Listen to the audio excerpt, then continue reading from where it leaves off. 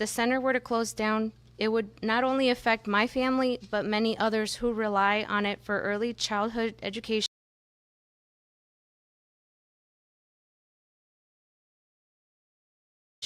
a food pantry, and a help center. This place is my village. Two Rivers Head Start is vital to the success of families in our community, and it's crucial that we continue to support it. Thank you. And now, Governor Pritzker. Thank you, Sonia. Thank you very much. And good morning, everybody. Should we in the afternoon already, right? Yeah. I'm sorry, we've been together all day. So I really appreciate you, and I appreciate the work that you do here, and of course, raising your children, putting them through Head Start, vitally important for their future, and I'm grateful for that. For many of us who've been engaged in early childhood development and early childhood education for decades, we know that Sonia and the other parent leaders are the backbone of Head Start, the teachers here, the administrators here.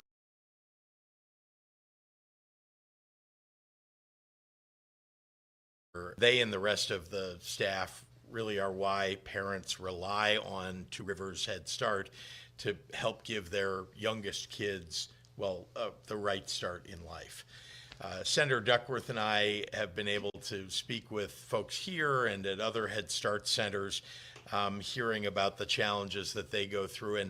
And they are still dealing with the fallout of President Trump's unconstitutional effort to interrupt and shut down critical funding for programs that help working families and their youngest children. Now, if the federal government, if the administration isn't paying its bills, Head Start can't continue to function. They have to pay their teachers and their staff, they have to pay their utilities, they have to maintain their quality classrooms, they have to provide and give kids the security and the safety so that parents can go to work.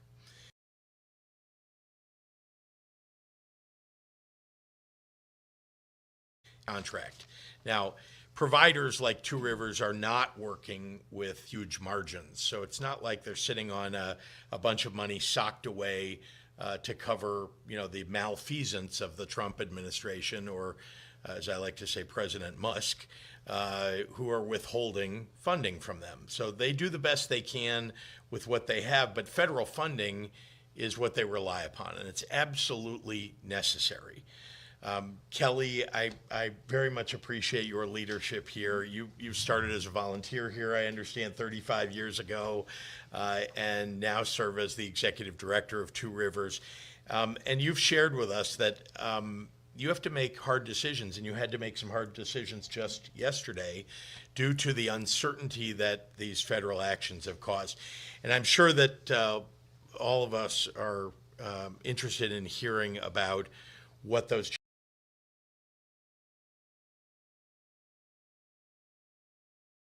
challenge. Two Rivers. Being in the early childhood arena is hard. For people who don't know, it's vital work, it's hard work, there are long hours, and remember, you're caring for very young children, you're also helping parents manage their lives by taking care of their children, and the work, the education that's required, the effort, honestly, is something that we should all hold up and honor. And I'm honestly angry that the president and his pet oligarch don't care. They don't seem to care one whit about these folks or about the children that they serve. So Two Rivers is just one of many charitable nonprofits that we've been listening to across the state of Illinois. They rely on federal funding to help working families and people in need, and shelters for unhoused youth, programs for victims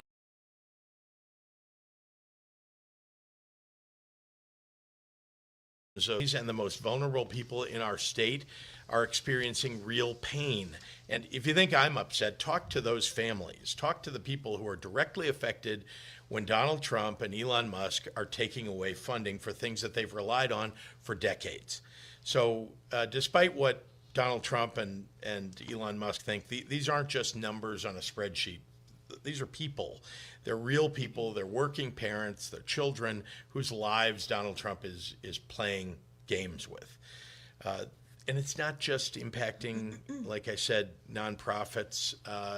As I mentioned, the programs that really matter also include reports that we're getting from farmers and small businesses across the state. We're only a few weeks into this new Trump administration, and we're hearing all about price increases that are happening within businesses, price increases that are happening at the grocery store. I thought we were promised that prices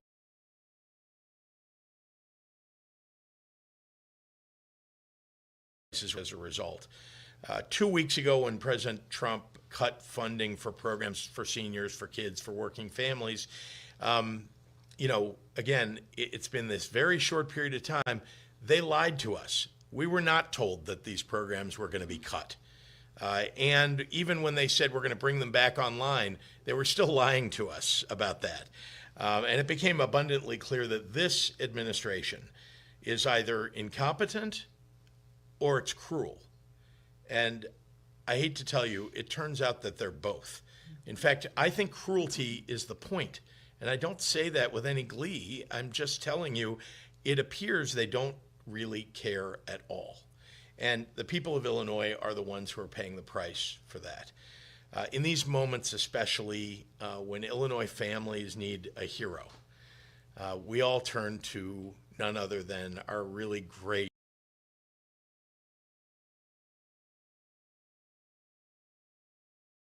fighting hard in this very difficult moment to restore services and funding for the programs that really matter. So with that, I'd like to hand it over to my hero, our state's hero, Senator Tammy Duckworth. Thank you, Governor Pritzker, for those very generous remarks. And I remember the early days of the pandemic when you fought so hard to bring PPE and necessary equipment to the state of Illinois, even as Donald Trump was telling people to inject bleach into their veins and was trying to steal that same PPE that you have actually found to help the people of Illinois so that we could be protected. Thank you for your leadership in the state and continued leadership. Good afternoon, everyone.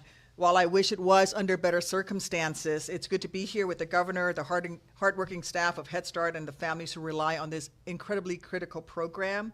Like many here today, I was absolutely shocked when Donald Trump declared a blanket freeze on all federal grants.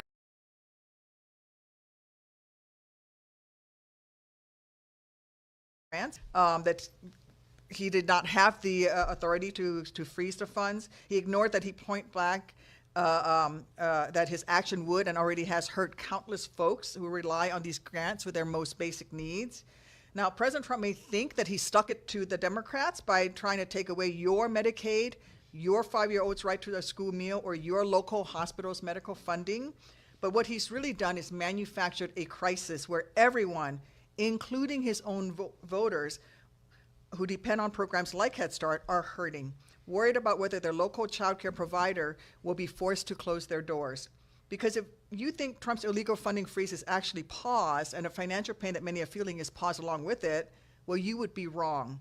The financial setbacks triggered by Trump's illegal freeze are cruelly forcing providers to weigh impossible decisions, like how they'll pay to both keep their lights on and feed the children.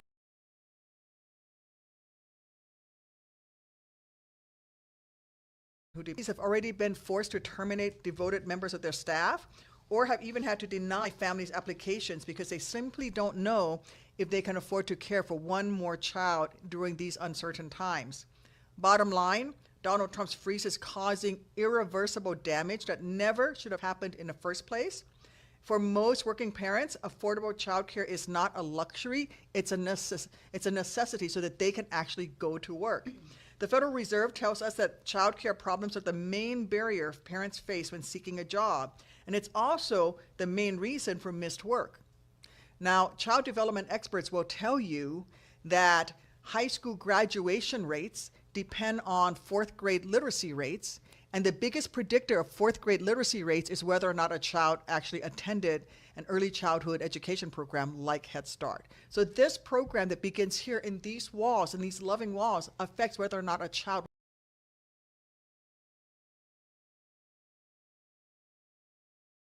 will graduate high school and go on to college and have great jobs. It begins right here in places like this. Head Start is that lifeline. It helps families unlock economic opportunities, enhancing their children's development while making our communities safer. It serves those living in poverty. It serves children in foster care, children experiencing homelessness, people with color, children with disabilities. And because of Donald Trump, low-income families are at risk of losing the critical early child care and educational services they need so that parents can send their child to school while they themselves go to work. But Trump doesn't care that this illegal funding freeze is hurting some of the most vulnerable people. Elon Musk has no idea what it's like to wake up in the morning terrified that his child would not have a hot meal that day. Neither of them care about making government work better for everybody, for everyday people. They don't care about the middle class. They just want to make government work better for them and their billionaire buddies.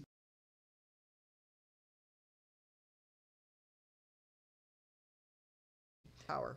And I'll continue to work with our governor to hold them accountable and repair the damage that they've done to families across our great state of Illinois. So thank you for joining us here today and for being our partners in this fight. And now I'm going to turn it over to Executive Director of Two Rivers, Kelly Nidell, who, as the governor mentioned, started off as a volunteer, became a teacher, and eventually a leader of this wonderful place Yes. where there's so much love and support for our children. Thank Kelly. you so much. Thank you. Hello, everyone. Thank you for coming. First of all, I want to introduce the people that we have behind me that are also included in Head Start. We have Dr. Munson from Elgin Community College on our board, Myra Sandoval, our HR department, Lori Morrison Fitchell from Illinois Head Start Association, and Allison Art. She is our vice chair on our board. Okay, first of all, I want to talk about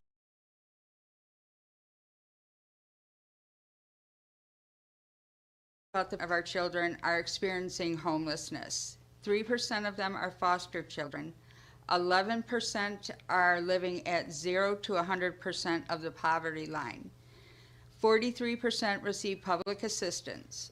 We have a total of 241 funded enrollment slots at 3 centers located in Elgin, Aurora, and Sycamore. 53 staff members for Head Start, and then we also have a CSBG program that helps families in crisis with rent, those types of things. Head Start is different from a regular preschool. It's not just, we're here to teach the children. We also work with the families. It's bringing the families up. Out of our centers, every center has full day, full year for working parents that are hardworking. They're just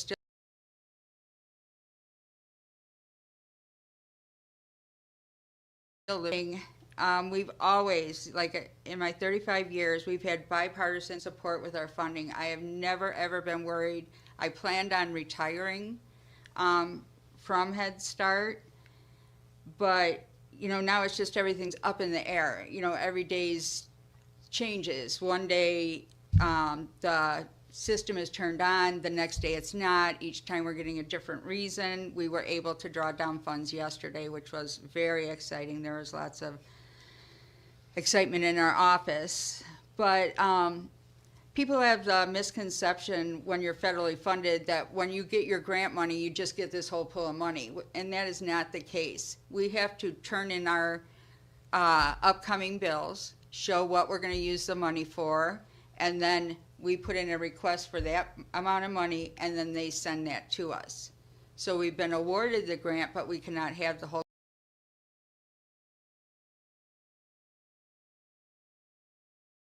grant. Like it's nonprofit. We can't set a bunch of money aside like I wish we could, like I wish we had a secret stash, but we don't. So when it goes day to day and literally I was waking up at 2 o'clock in the morning checking our bank account. Did we have money? Are we going to have to let the staff go tomorrow?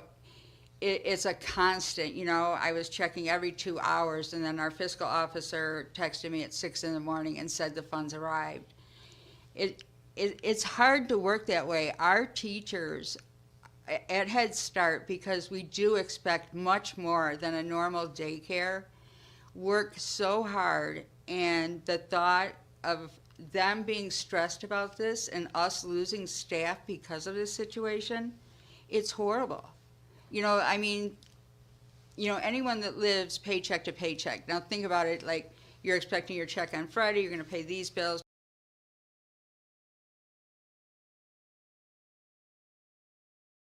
But I already have enough stress. But I just want to let you know that, you know, we impact our whole community, and if the children couldn't attend, the parents couldn't go to work, and everyone would suffer. So, thank you very much, and to you, Governor. Happy to take any questions the Senator and I, or anybody that's up here. I have one for Helene, possibly. What do you expect the most?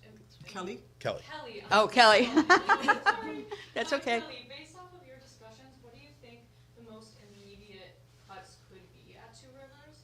Should we be worried about diminished resources or even like shutdowns? We did let 2 staff go yesterday just to try and save some money. You know, being uncertain, we don't want to let any center staff go because the parents count on them. You know, our board's working on additional funds, you know, maybe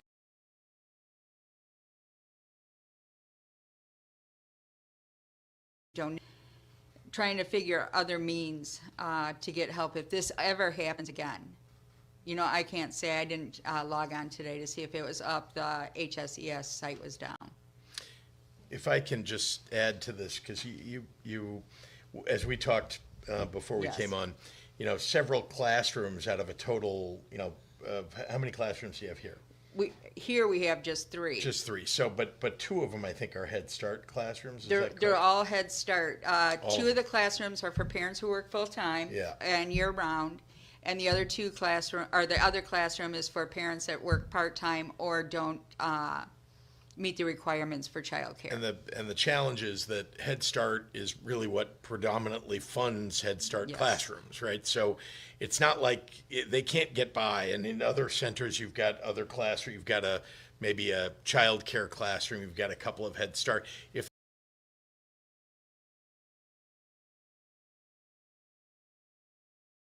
if you're not getting funded for Head Start, the other services will also potentially go away because you still have a building here. You've got rent, or you've got your mortgage, or you've got to maintain some staff. You've got to keep the building in good shape.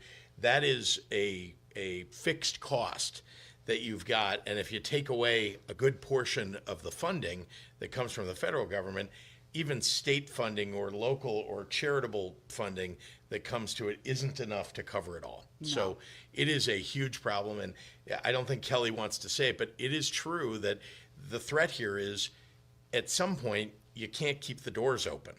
And if you delay the funding even by a couple of weeks, again, there's no stockpile or storehouse or secret funding, as Kelly said, that exists somewhere. We're like, well, we'll just grab the money out of that drawer over there. So it's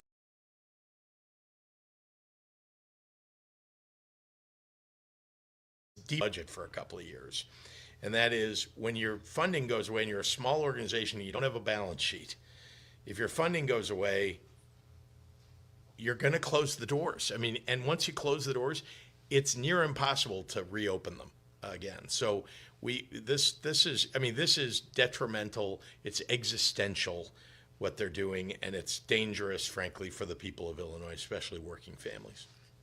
And really, I've had people say, well, but the funding freeze was halted. There was a temporary restraining order put in by a judge, but here's the bottom line: we're already losing providers.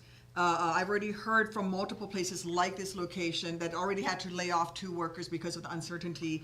I've talked with the YWCA where they've had some of their providers who are mom and pop shops say, I can't deal with the uncertainty of this, so I'm just going to pull out of the Head Start program completely. So that is, 30 children here.